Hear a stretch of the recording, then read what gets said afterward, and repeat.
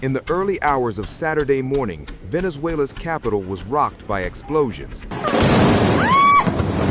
And now, U.S. officials are confirming a major escalation.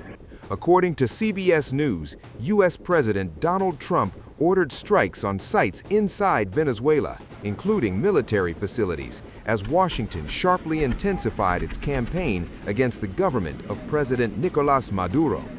Sources tell CBS News the Trump administration is aware of reports of explosions and aircraft over Caracas. But as of now, there has been no official public comment from the White House. On the ground, the situation appears chaotic. Eyewitness videos and journalist reports describe missile-like strikes, low-flying aircraft, and power outages across parts of the capital. Colombia's president, Gustavo Petro, issued an urgent warning to the world. He said, "Right now, they are bombing Caracas. They are bombing with missiles. The OAS and the UN must meet immediately." The U.S. military has acknowledged reports of explosions in Caracas, but a Pentagon spokesperson refused to confirm or deny any American involvement, according to the New York Times. Witnesses reported activity at least 6 sites, including areas near Fort Tiuna Army Base, La Carlota Air Base, the 23 de Enero neighborhood, and in the vicinity of Miraflores Palace, the presidential residence. Venezuelan Defense Minister Diosdado Cabello's home at Fort Tiuna Base was reportedly hit by shelling. Meanwhile, unverified footage circulating online shows Venezuelan forces detaining residents near the presidential palace as armored vehicles and tanks reportedly move toward the seat of power. In other videos, still unconfirmed, locals are heard screaming, "The Marines! The Marines have arrived!" Additional footage claims to show American forces storming Venezuelan ports and what appears to be U.S. Air Force strikes on Venezuelan army bases. I believe that a few minutes before 2 a.m., at least in the part of Caracas where I live, which is downtown Caracas, the electricity went down, and immediately explosions and aircraft noise was, I hear that.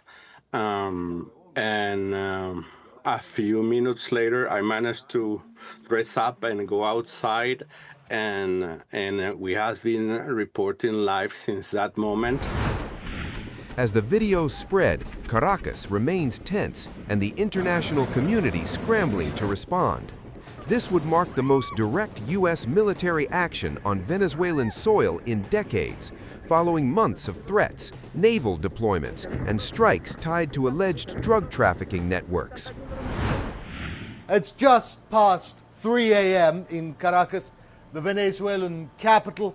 It's been about half an hour since we heard the latest explosions. That neighborhood of the city is now without power. That is an entire neighborhood of the city. We're still hearing drones, American jets in the air, presumably American jets in the air over the city. They're still circling, but again, it's been quiet for about half an hour.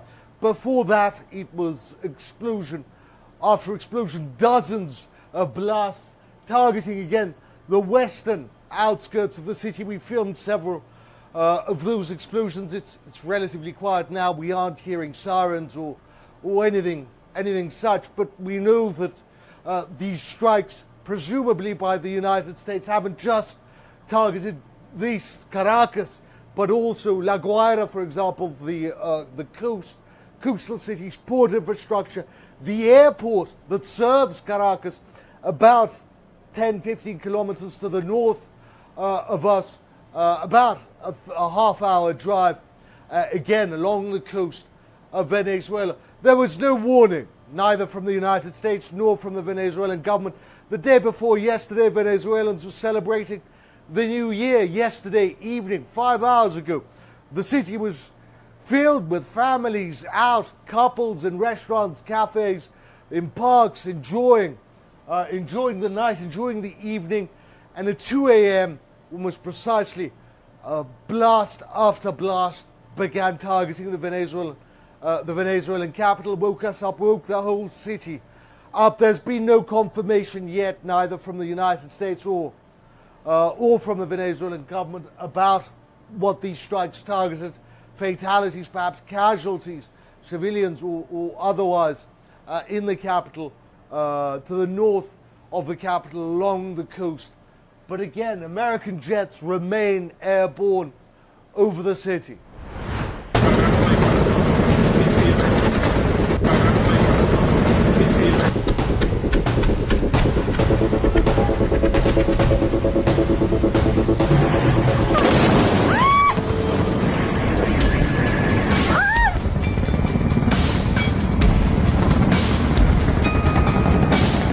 This is the exact moment when back-to-back explosions tore through the dead of the night silence in Venezuela.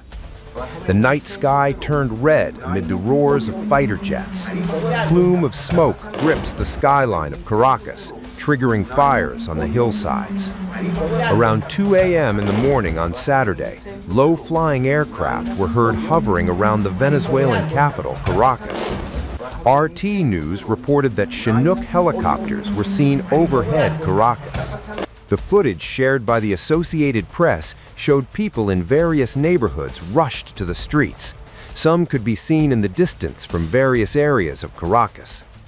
Higuerote Airport in Venezuela's Miranda state was also reportedly attacked. Massive explosions triggering flames indicate that a military installation of Venezuela was hit. The fire suggests a strike against a surface-to-air missile launcher with the Venezuelan Air Force. Multiple explosions, flames, and smoke were seen emanating from the port of La Guaira, just to the north of Caracas. RT News footage shared smokes and fireballs emanating from the city. Another video showed non-stop explosions, triggering fears in residents. Civilians driving through Caracas recorded that airstrikes erupting all around the capital city. If RT News reports are to be believed, the entire U.S. Air Force cut transponders during the attack. It is a vital electronic device that automatically replies to radar signals from air traffic control, ATC, or other aircraft. A U.S. Stratotanker reportedly refueled strike fighters to bomb Venezuela.